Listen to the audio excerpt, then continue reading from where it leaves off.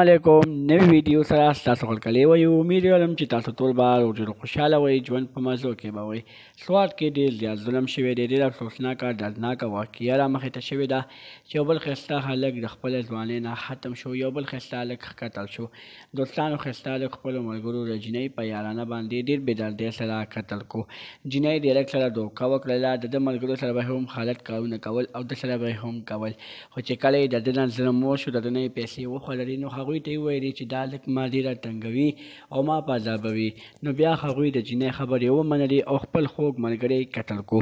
چېرې تاسو د دې پوره معلومات نه ځان خبرولو غواړئ نو زموږ دا ویډیو خامخا وګورئ تر اوسه زموږ چینل چا نه وي سبسکرایب کړی خو موږ زموږ چینل خامخا سبسکرایب کړئ تر دې نشان ورسره ووهئ چې زموږ هر یوه نوې معلوماتي ویډیو تاسو ته په اسانۍ سره میلاویږي سوات کې یو بله افسوسناکه دردناکه واقعه رامخې ته شوې ده د انسانیت ظلم پکې شوی دی دا ښودلې شوي دي چې تاسو په خپلو ملګرو باندې اعتبار مه کوئ دوستانو نن سبا ملګري لالچي وي تاسو کې به مطلب پوره کړي بیا له مطلب پوره کولو نه بعد بیا تاسو لا دوکه درکړي یا تاسو د زندګۍ نه ختم کړي نن دغه رنګې څه واقعه رامخې ته شوې ده په سوات کې چې یوې جینۍ سره به یو هلک غلط کارونه کول او هغې له به یې پیسې ورکولې خو هغه جینۍ نورو سره هم کول